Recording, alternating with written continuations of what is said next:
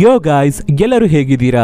ಎಲ್ಲರೂ ಖಂಡಿತ ಚೆನ್ನಾಗಿರ್ತೀರಾ ಅಂತ ನಾನು ನಂಬ್ತೀನಿ. ಒಂದು ನಾರ್ಮಲ್ ಆದ ಸ್ಕೂಲ್ ಲೈಫ್ ಅಲ್ಲಿ ಎಲ್ಲರ ಹತ್ರನೂ ಹೊಡಿಸ್ಕೊಂಡು ಬೈಸ್ಕೊಂಡು ಕಿಂಡಲ್ ಮಾಡಿಸ್ಕೊಂಡು ಇನ್ನೋಸೆಂಟ್ ಆಗಿ ಇರುವ ಒಬ್ಬಳು ಹುಡುಗಿ. ಹಾಗೆ ಇರ್ಬೇಕಾದ್ರೆ ಒಂದು ದಿನ ಆ ಹುಡುಗಿ ಅವರ ಅಜ್ಜಿ ಅವರ ಮನೆಗೆ ಬಂದು, ನೋಡಮ್ಮ, ಪಕ್ಕದ ನಾಡಿನ ರಾಜಾನೇ ನಿಮ್ಮ ತಂದೆ, ಅವರು ಇವಾಗ ತೀರೋಗ್ಬಿಟ್ಟಿರೋದ್ರಿಂದ ಆ ರಾಜ್ಯಕ್ಕೆ ರಾಣಿ ಆಗುವ ಹಕ್ಕು ನಿನಗೆ ಮಾತ್ರನೇ ಇರೋದು.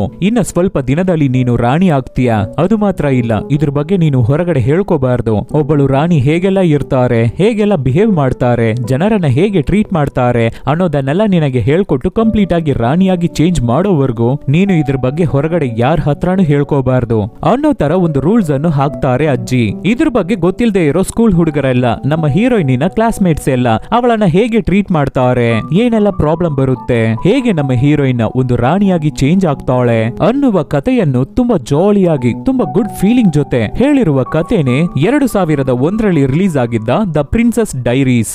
ಸೊ ನೋಡೋಕು ಮುಂಚೆ ಸಬ್ಸ್ಕ್ರೈಬ್ ಮಾಡದೇ ಇರೋರು ಸಬ್ಸ್ಕ್ರೈಬ್ ಮಾಡ್ಕೊಳ್ಳಿ, ಮರೆಯದೆ ಬೆಲ್ ಐಕಾನ್ ನ ಪ್ರೆಸ್ ಮಾಡಿ. ನೀವು ಮಾಡೋ ಸಬ್ಸ್ಕ್ರಿಪ್ಷನ್, ಶೇರ್, ಲೈಕ್, ಕಮೆಂಟ್ಸೇ ನಮಗೆ ಮೋಟಿವೇಶನಲ್ ಆಗಿರುತ್ತೆ. ಫಾಲೋ ಮಾಡದೇ ಇರೋರು ಫಾಲೋ ಮಾಡ್ಕೊಳ್ಳಿ. ಸರಿ, ಓಕೆ, ಇವಾಗ ಕತೆ ಒಳಗಡೆ ಹೋಗೋಣ.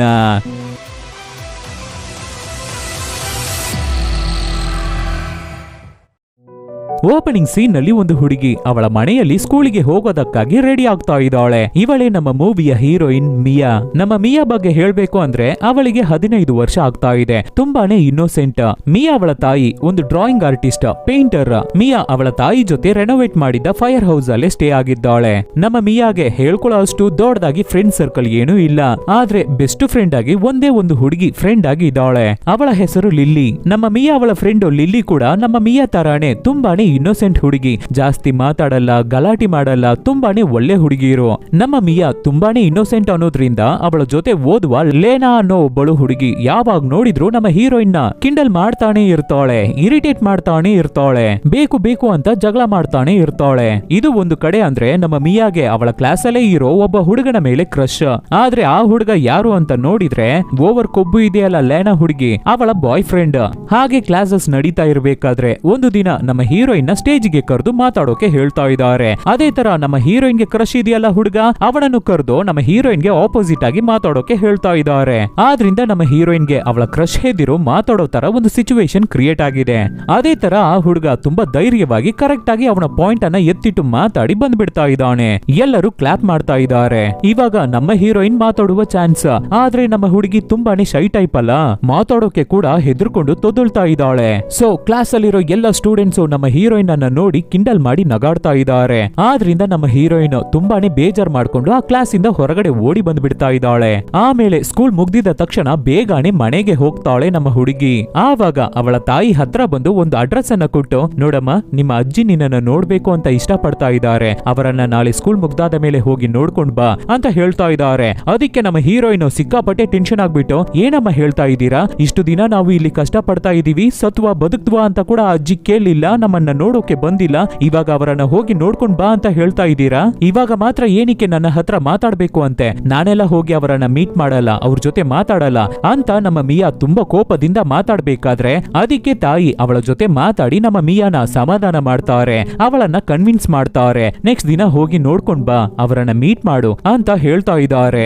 ಅದೇ ತರ ನಮ್ಮ ಮಿಯಾ ನೆಕ್ಸ್ಟ್ ದಿನ ಸ್ಕೂಲ್ ಮುಗ್ದಾದ ಮೇಲೆ ಅಡ್ರೆಸ್ ಅನ್ನ ಹುಡಿಕೊಂಡು ಹೋಗ್ತಾಳೆ. ಅಲ್ಲಿಗೆ ಹೋಗಿ ನೋಡ್ಬೇಕಾದ್ರೆ ದೊಡ್ಡ ಅರಮನೆನೇ ಇದೆ. ಹಾಗೆ ಹೆದರ್ಕೊಂಡು ನಮ್ಮ ಹುಡುಗಿ ಒಳಗಡೆ ಹೋಗ್ಬೇಕಾದ್ರೆ ಅವಳನ್ನ ಫುಲ್ ಕಂಪ್ಲೀಟ್ ಆಗಿ ಚೆಕ್ ಮಾಡಿ ಅವಳ ಬ್ಯಾಗ್ ಅನ್ನೆಲ್ಲ ಚೆಕ್ ಮಾಡಿ ಹಾಲ್ ಅಲ್ಲಿ ಕೂರಿಸ್ತಾ ಇದ್ದಾರೆ.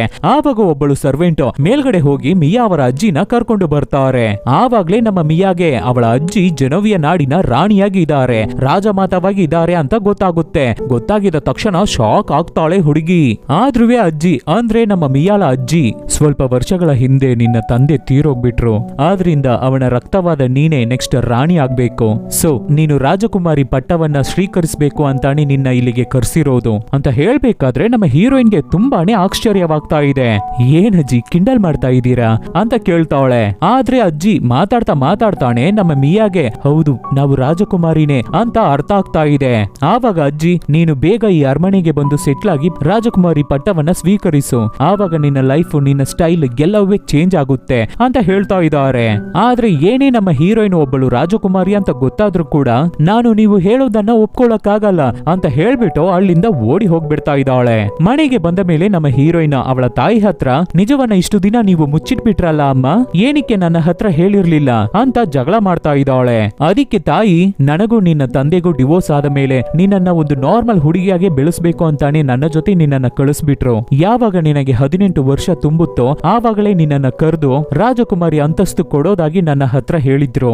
ಆದ್ರೆ ಇವಾಗ ಸಡನ್ ಆಗಿ ನಿಮ್ಮ ತಂದೆ ತೀರೋಗಿದ್ರಿಂದ ನಿನ್ನ ಕರಿಬೇಕಾಗಿರೋ ಸಿಚುವೇಶನ್ ಕ್ರಿಯೇಟ್ ಆಗಿದೆ ಅನ್ಸುತ್ತೆ ಅಂತ ತಾಯಿ ಮಿಯಾಗೆ ಎಲ್ಲವನ್ನು ಎಕ್ಸ್ಪ್ಲೈನ್ ಮಾಡ್ತಾರೆ. ಹೀಗೆ ಇರ್ಬೇಕಾದ್ರೆ ನೆಕ್ಸ್ಟ್ ದಿನ ಮಿಯಾ ಅವಳ ಮನೆಗೆ ಅವರ ಅಜ್ಜಿ ಬಂದಿದ್ದಾರೆ. ನೋಡು ಮಿಯಾ, ನೀನೇ ಜೆನೋವಿಯ ನಾಡಿನ ರಾಜಕುಮಾರಿ ಅಂತ ಈ ಭೂಮಿಗೆ ನಾವು ಹೇಳ್ಬೇಕಾಗಿದೆ, ಅನೌನ್ಸ್ ಮಾಡ್ಬೇಕಾಗಿದೆ. ಆದ್ರೆ ಅದಕ್ಕೂ ಮುಂಚೆ ಒಬ್ಬಳು ರಾಣಿ ಹೇಗಿರ್ತಾಳೆ, ಹೇಗೆ ಬಿಹೇವ್ ಮಾಡ್ತಾಳೆ, ಜನರನ್ನ ಹೇಗೆ ಟ್ರೀಟ್ ಮಾಡ್ತಾಳೆ ಅನ್ನೋ ತರ ಎಲ್ಲ ಟ್ರೈನಿಂಗ್ ಅನ್ನು ನಿನಗೆ ಕೊಟ್ಟಾದ ಮೇಲೇನೆ ಅದನ್ನ ನಾವು ಎಲ್ಲರಿಗೂ ಅನೌನ್ಸ್ ಮಾಡೋಕಾಗುತ್ತೆ ಅನ್ನೋ ತರ ಅಜ್ಜಿ ಹೇಳ್ಬೇಕಾದ್ರೆ ಅದಕ್ಕೆ ನಮ್ಮ ಹೀರೋಯಿನ್ ಇಲ್ಲ, ನನಗೆ ಆ ಟ್ರೈನಿಂಗ್ ಎಲ್ಲ ಬೇಡ ಅಂತ ಹೇಳ್ತಾ ಇದ್ದಾಳೆ. ಅದಕ್ಕೆ ನಮ್ಮ ಮಿಯಾ ಅವಳ ತಾಯಿ, ಫಸ್ಟ್ ನೀನು ಟ್ರೈನಿಂಗ್ ಕ್ಲಾಸ್ ಅನ್ನ ಅಟೆಂಡ್ ಮಾಡು, ಆಮೇಲೆ ನಿನಗೆ ಇಷ್ಟ ಆಗ್ಲಿಲ್ಲ ಅಂದ್ರೆ ಆವಾಗ ಬೇಕಾದ್ರೆ ಆ ಪಟ್ಟವನ್ನ ಸ್ವೀಕರಿಸಬೇಡ ಅಂತ ನಮ್ಮ ಹೀರೋಯಿನ್ಗೆ ಸಮಾಧಾನ ಮಾಡಿ ಅರ್ಥ ಮಾಡಿಸ್ತಾರೆ. ಆಮೇಲೆ ಅಜ್ಜಿ ರಾಣಿ ರಾಜಮಾತಾ ನಮ್ಮ ಹೀರೋಯಿನ್ ನ ಸ್ಕೂಲಿಗೆ ಕಳಿಸ್ಕೊಡ್ತಾ ಇದ್ದಾರೆ. ಅದು ಅವರ ಟಾಪ್ ಬಾಡಿ ಗಾರ್ಡ್ ಜೊತೆ ಕಾರಲ್ಲಿ ಕಳಿಸ್ಕೊಡ್ತಾ ಇದ್ದಾರೆ. ಅದು ಮಾತ್ರ ಇಲ್ಲದೆ ಆ ಕಾರನ್ನೇ ನಮ್ಮ ಹೀರೋಯಿನ್ಗೆ ಗಿಫ್ಟ್ ಆಗಿ ಪ್ರೆಸೆಂಟ್ ಮಾಡ್ತಾ ಇದ್ದಾರೆ. ಹಾಗೆ ಕಾರಲ್ಲಿ ಸ್ಕೂಲಿಗೆ ಹೋಗ್ತಾ ಇರ್ಬೇಕಾದ್ರೆ ಅವಳ ಫ್ರೆಂಡು ಲಿಲ್ಲಿ ರೋಡ್ ಅಲ್ಲಿ ನಿಂತಿದ್ದಾಳೆ. ಅವಳನ್ನು ಕಾರಲ್ಲಿ ಪಿಕಪ್ ಮಾಡ್ಕೊಂಡು ಖುಷಿಯಾಗಿ ಹೋಗ್ತಾ ಇದ್ದಾಳೆ ನಮ್ಮ ಹೀರೋಯಿನ್. ಲಿಲ್ಲಿಗೆ ಆ ಕಾರನ್ನ ನೋಡಿದ ತಕ್ಷಣ ತುಂಬಾನೇ ಖುಷಿ ಆಗ್ತಾ ಇದೆ, ಆಶ್ಚರ್ಯವಾಗ್ತಾ ಇದೆ. ಆಮೇಲೆ ಅವತ್ತು ಸಂಜೆ ಸ್ಕೂಲ್ ನ ಮುಗಿಸ್ಕೊಂಡು ನೆಕ್ಸ್ಟ್ ಎಲ್ಲಿಗೆ ಹೋಗ್ತಾರೆ ಅಂತ ನೋಡಿದ್ರೆ ನಮ್ಮ ಹೀರೋಯಿನ್ ಅವಳ ಹಳೆ ಕಾರನ್ನ ಶೆಡ್ಡಿಗೆ ಬಿಟ್ಟಿದ್ದಾರೆ. ರಿಪೇರಿ ಆಗಿದೆ, ಅದನ್ನ ರೆಡಿ ಮಾಡೋಕೆ ಬಿಟ್ಟಿದ್ದಾರೆ. ಆವಾಗ ಆ ಕಾರ್ ಶೆಡ್ ಅಲ್ಲಿ ನಮ್ಮ ಲಿಲ್ಲಿ ಇದ್ದಾಳಲ್ಲ, ಅವಳ ತಮ್ಮ ಇದ್ದಾನೆ. ಅವನು ಅಲ್ಲೇ ಪಾರ್ಟ್ ಟೈಮ್ ಜಾಬ್ ಕೆಲಸ ಮಾಡ್ತಾ ಇದ್ದಾನೆ. ಇವನೇ ಈ ಮೂವಿಯ ಹೀರೋ. ಇವನು ನಮ್ಮ ಹೀರೋಯಿನ್ ಮಿಯಾನ ಒನ್ ಸೈಡ್ ಆಗಿ ಲವ್ ಮಾಡ್ತಾ ಇದ್ದಾನೆ ತುಂಬಾ ದಿನದಿಂದ. ಆದ್ರೆ ಅದು ನಮ್ಮ ಹೀರೋಯಿನ್ಗೆ ಗೊತ್ತಿಲ್ಲ. ಹೀಗೆ ಇರ್ಬೇಕಾದ್ರೆ ನಮ್ಮ ಹೀರೋಯಿನ್ ಆ ರಾಣಿ ಆಗ್ಬೇಕಾಗಿದ್ದ ಟ್ರೈನಿಂಗ್ ಕ್ಲಾಸ್ ನ ಅಟೆಂಡ್ ಮಾಡೋಕೆ ಬಂದಿದ್ದಾಳೆ. ಫಸ್ಟ್ ಸ್ಟೆಪ್ ಏನು ಅಂದ್ರೆ ನಮ್ಮ ಹೀರೋಯಿನ್ ಅವಳ ಲುಕ್ ಅನ್ನ ಕಂಪ್ಲೀಟ್ ಆಗಿ ಚೇಂಜ್ ಮಾಡ್ಬೇಕು ಅಂತೆ. ಆಮೇಲೆ ಒಂದು ರಾಜಕುಮಾರಿ ಹೇಗೆ ಬಿಹೇವ್ ಮಾಡ್ಬೇಕು, ಹೇಗೆ ಊಟ ಮಾಡ್ಬೇಕು, ಹೇಗೆ ಡೀಸೆಂಟ್ ಆಗಿರ್ಬೇಕು, ಡಿಸಿಪ್ಲಿನ್ ಆಗಿರ್ಬೇಕು ಅಂತೆಲ್ಲ ಹೇಳ್ಕೊಡ್ತಾ ಇದ್ದಾರೆ. ಆದ್ರೆ ಅದನ್ನೆಲ್ಲ ನಮ್ಮ ಹೀರೋಯಿನ್ ಕೈಯಲ್ಲಿ ಮಾಡೋಕೆ ಆಗ್ತಾ ಇಲ್ಲ, ಎಲ್ಲದರಲ್ಲೂ ಫಾಲ್ಟ್ ಮಾಡ್ತಾ ಇದ್ದಾಳೆ. ನೆಕ್ಸ್ಟ್ ದಿನ ಹೇಗೆ ಡ್ಯಾನ್ಸ್ ಮಾಡ್ಬೇಕು, ಡೀಸೆಂಟ್ ಆಗಿ ಹೇಗೆ ಊಟ ಮಾಡ್ಬೇಕು, ಟೇಬಲ್ ಅಲ್ಲಿ ಕೂತು ಹೇಗೆ ಊಟ ಮಾಡ್ಬೇಕು ಅನ್ನೋದನ್ನೆಲ್ಲ ಹೇಳ್ಕೊಡ್ತಾ ಇದ್ದಾರೆ. ಹಾಗೆ ನಮ್ಮ ಮಿಯಾ ಸ್ವಲ್ಪ ಸ್ವಲ್ಪ ಕಲ್ತ್ಕೋತಾ ಇದ್ದಾಳೆ. ಅದೇ ತರ ನಮ್ಮ ಮಿಯಾ ಡೈಲಿ ಸ್ಕೂಲ್ ಮುಗ್ದಾದ ಮೇಲೆ ಸಂಜೆ ಅವರ ಅಜ್ಜಿ ಮನೆಗೆ ಬಂದು ಟ್ರೈನಿಂಗ್ ತಗೋತಾ ಇದ್ದಾಳೆ. ಆದ್ರಿಂದ ನಮ್ಮ ಮಿಯಾ ಅವಳ ಬೆಸ್ಟ್ ಫ್ರೆಂಡ್ ಲಿಲ್ಲಿ ಜೊತೆ ಟೈಮ್ ಸ್ಪೆಂಡ್ ಮಾಡೋಕೆ ಆಗ್ತಾ ಇಲ್ಲ. ಹೀಗೆ ಇರ್ಬೇಕಾದ್ರೆ ಒಂದು ದಿನ ಇಟಾಲಿಯಿಂದ ನಮ್ಮ ಮಿಯಾಗೆ ಮೇಕಪ್ ಹಾಕೋದಕ್ಕೆ ಅಂತಾನೆ ಮೇಕಪ್ ಆರ್ಟಿಸ್ಟ್ ನ ಕರ್ಸಿದ್ದಾರೆ ಅಜ್ಜಿ. ಅವರು ನಮ್ಮ ಮಿಯಾನ ನೋಡಿದ ತಕ್ಷಣ ಅವಳಿಗೆ ಚೆನ್ನಾಗಿ ಮೇಕಪ್ ಮಾಡಿ, ಐಬ್ರೋನ ರೆಡಿ ಮಾಡಿ, ಹೇರ್ ಸ್ಟೈಲ್ ನೆಲ್ಲ ಸರಿ ಮಾಡಿ, ಮುಖಕ್ಕೆ ಫೇಶಿಯಲ್ ಎಲ್ಲ ಮಾಡಿ ಸೂಪರ್ ಆಗಿ ಅವಳನ್ನ ಚೇಂಜ್ ಮಾಡ್ತಾ ಇದ್ದಾರೆ. ನನ್ಗೆನೆ ಲೈನ್ ಹೊಡಿಯೋನ್ವಾ ಅನಿಸ್ಬಿಡ್ತು. ಆಮೇಲೆ ನಮ್ಮ ಹೀರೋಯಿನ್ ಕಣ್ಣಿಗೆ ಹಾಕಿರೋ ಸ್ಪೆಕ್ಸ್ ನೆಲ್ಲ ಹೊಡೆದಾಕ್ಬಿಟ್ಟು ಅವಳಿಗೆ ಕಾಂಟ್ಯಾಕ್ಟ್ ಲೆನ್ಸ್ ನೆಲ್ಲ ಹಾಕ್ಸಿ ನಮ್ಮ ಮಿಯಾಲನ್ನ ಟೋಟಲ್ ಆಗಿ ಏಂಜಲ್ ತರ ರೆಡಿ ಮಾಡಿ ಬಿಟ್ಟಿದ್ದಾರೆ. ಇವಾಗ ನಮ್ಮ ಹೀರೋಯಿನ್ ನೋಡ್ಬೇಕಾದ್ರೆ ಅಷ್ಟು ಸುಂದರವಾಗಿ ಕಾಣ್ತಾ ಇದ್ದಾಳೆ, ಆಲ್ಮೋಸ್ಟ್ ರಾಜಕುಮಾರಿ ಆಗ್ಬಿಟ್ಲು. ಈ ಲುಕ್ ಅನ್ನ ನೋಡಿ ರಾಜಮಾತಾ ಕೂಡ ತುಂಬಾನೇ ಖುಷಿ ಆಗ್ತಾರೆ. ಆದ್ರೂ ಇದನ್ನ ಯಾರ ಹತ್ರನೂ ಹೊರಗಡೆ ಹೇಳ್ಬಾರ್ದು ಅಂತ ಹೇಳ್ತಾ ಇದ್ದಾರೆ. ಆ ಮೇಕಪ್ ಆರ್ಟಿಸ್ಟ್ಗೂ ಹೊರಗಡೆ ಹೇಳ್ಬಾರ್ದು ಅಂತ ವಾರ್ನಿಂಗ್ ಕೊಡ್ತಾ ಇದ್ದಾರೆ.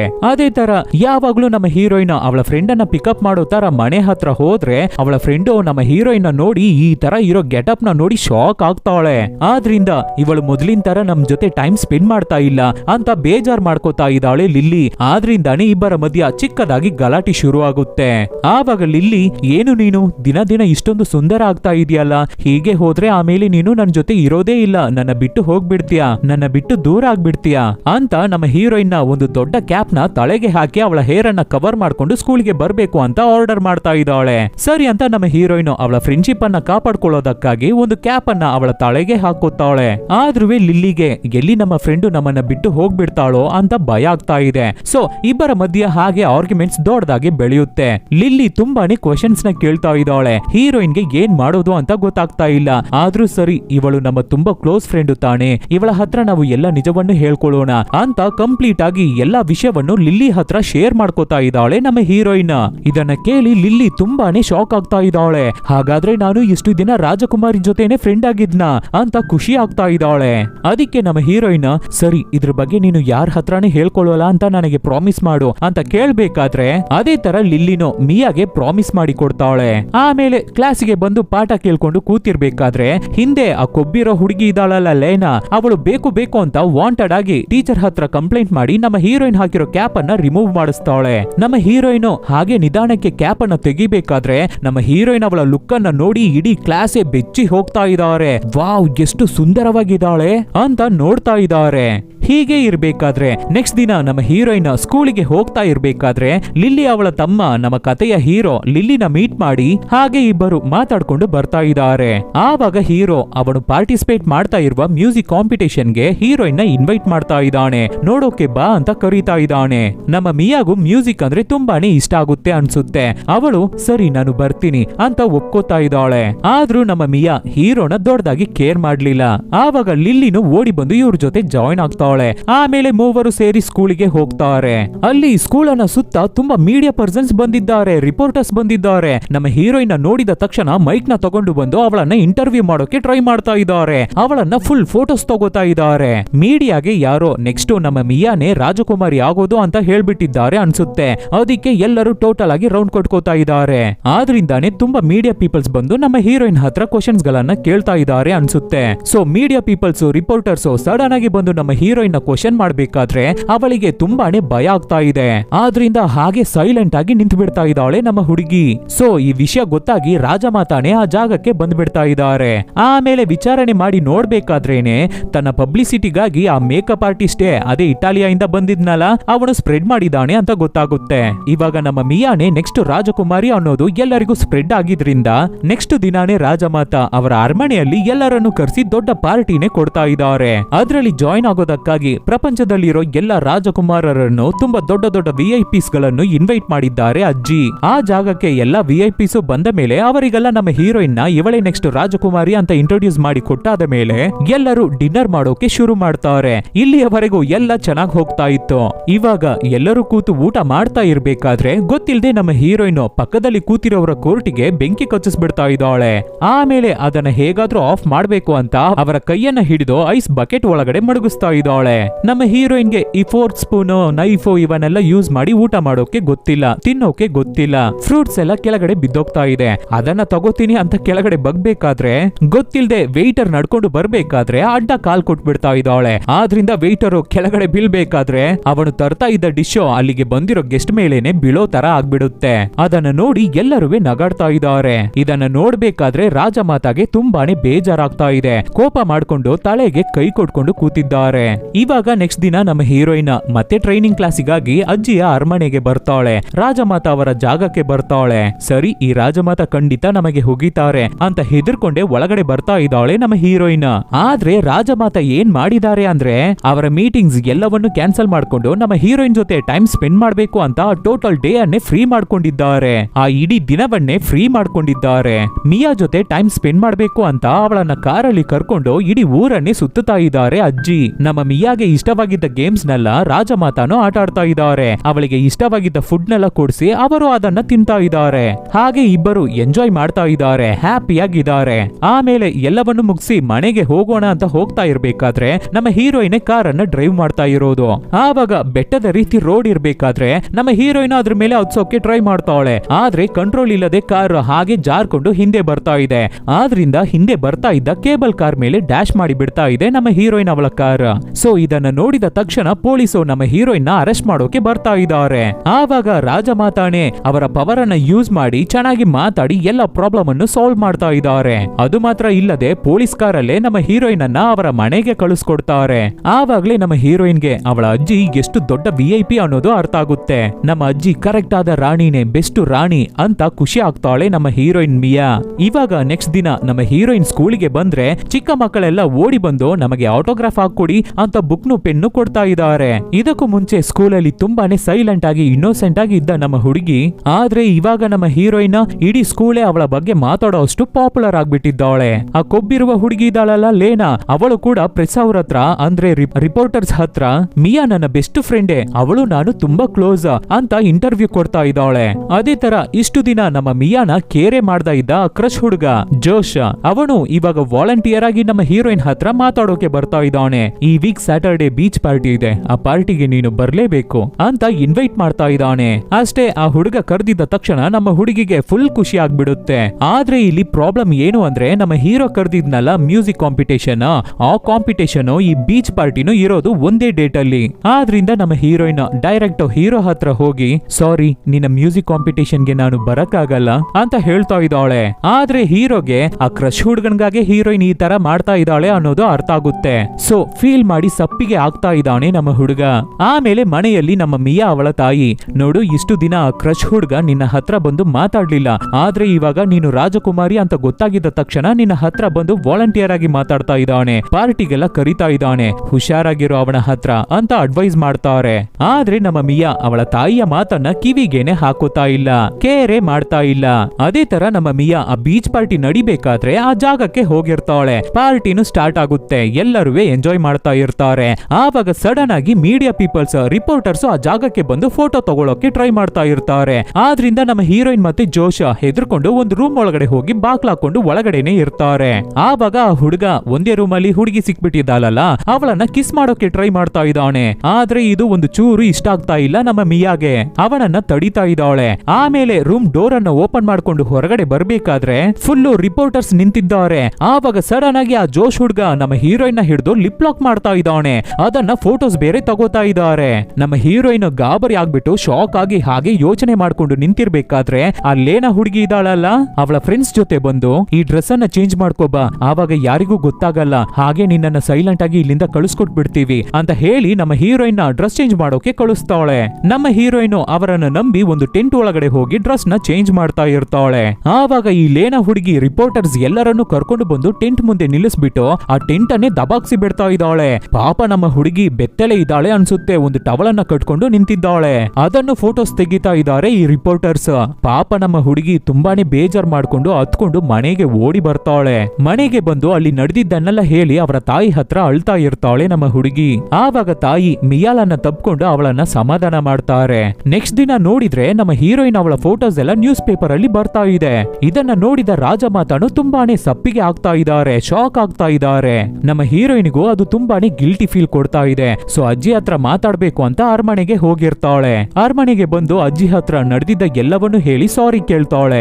ನನ್ನ ಕೈಯಿಂದ ಒಂದು ಒಳ್ಳೆ ರಾಜಕುಮಾರಿಯಾಗಿ ಇರೋಕೆ ಆಗಲ್ಲ, ನಾನು ಅಷ್ಟೊಂದು ವರ್ತಿಲ್ಲ, ನನ್ನನ್ನ ಕ್ಷಮಿಸ್ಬಿಡಿ ಅಜ್ಜಿ ಅಂತ ಮಿಯಾ ಫೀಲ್ ಮಾಡ್ಬೇಕಾದ್ರೆ ಆವಾಗ ರಾಜಮಾತಾ ಇನ್ನ ಸ್ವಲ್ಪ ದಿನದಲ್ಲಿ ನಿನಗೆ ರಾಜಕುಮಾರಿ ಪೋಸ್ಟ್ ಅನ್ನ ಕೊಡೋಕೆ ಪಟ್ಟಾಭಿಷೇಕ ನಡೆಯುತ್ತೆ.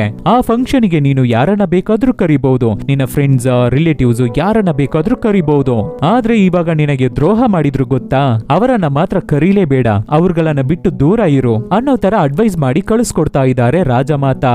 ನಮ್ಮ ಹೀರೋಯಿನ್ ಸರಿ ಅಂತ ಹೊರಡ್ತಾಳೆ. ಆವಾಗ ಕಿಂಗ್ಸ್ ಗಾರ್ಡ್ ಸೆಕ್ಯೂರಿಟಿ ಒಳಗಡೆ ಬಂದು ಮಿಯಾ ಇನ್ನ ಚಿಕ್ಕ ಹುಡುಗಿನೇ, ಅವಳು ಟೀನೇಜ್ ಹುಡುಗಿ, ಆದ್ರೂ ಅವಳು ನಿಮ್ಮ ಮೊಮ್ಮಗಳು, ಹೋಗ್ತಾ ಹೋಗ್ತಾ ಎಲ್ಲವೂ ಸರಿ ಹೋಗುತ್ತೆ. ಈ ಮೀಡಿಯಾ ವಿಷಯವನ್ನ ಕೂಡ ನಮ್ಮ ಮಿಯಾ ಕರೆಕ್ಟ್ ಆಗಿ ಹ್ಯಾಂಡಲ್ ಮಾಡಿದ್ಲು, ಅದಕ್ಕಾಗಿ ಅವಳು ಏನು ದೊಡ್ಡದಾಗಿ ರಿಯಾಕ್ಟೇ ಮಾಡಿಲ್ಲ. ಅದ್ರಲ್ಲೇ ಗೊತ್ತಾಗ್ತಾ ಇದೆ ಈ ರಾಜ್ಯವನ್ನ ಅವಳು ಚೆನ್ನಾಗಿ ಕಂಟ್ರೋಲ್ ಮಾಡ್ತಾಳೆ, ರನ್ ಮಾಡ್ತಾಳೆ ಅಂತ, ತಾಳ್ಮೆಯಿಂದ ಇರ್ತಾಳೆ ಅಂತ ಗೊತ್ತಾಗ್ತಾ ಇದೆ ಅಂತ ರಾಜಮಾತಾನ ಸಮಾಧಾನ ಮಾಡ್ಬೇಕಾದ್ರೆ ಅಜ್ಜಿನು ಈ ಮಾತುಗಳನ್ನ ಕೇಳಿ ಸಮಾಧಾನ ಆಗ್ತಾರೆ. ನೆಕ್ಸ್ಟ್ ದಿನ ಸ್ಕೂಲಿಗೆ ಬರುವ ನಮ್ಮ ಹೀರೋಯಿನ್ ಅವಳ ಬೆಸ್ಟ್ ಫ್ರೆಂಡ್ ಆದ ಲಿಲ್ಲಿಯನ್ನ ಮೀಟ್ ಮಾಡಿ, ಸಾರಿ ಕಣೆ, ನೀನು ಕರೆದಿದ್ದ ಜಾಗಕ್ಕೆ ನಾನು ಬರೋಕೆ ಆಗ್ಲಿಲ್ಲ, ಅದು ನನ್ನ ತಪ್ಪೆ, ನಾನು ಬೀಚ್ಗೆ ಹೋಗಿರ್ಬಾರ್ದಾಗಿತ್ತು, ನನ್ನ ಕ್ಷಮಿಸ್ಬಿಡು ಅಂತ ಹೀರೋಯಿನ್ ಮಾತಾಡ್ಬೇಕಾದ್ರೆ ಲಿಲ್ಲಿನೂ ಸಮಾಧಾನ ಆಗ್ತಾಳೆ. ಸೊ ಮೊದ್ಲಿನ ತರಾನೇ ಇಬ್ಬರು ಚೆನ್ನಾಗಿ ಮಾತಾಡ್ಕೊಳ್ಳೋಕೆ ಶುರು ಮಾಡ್ತಾರೆ.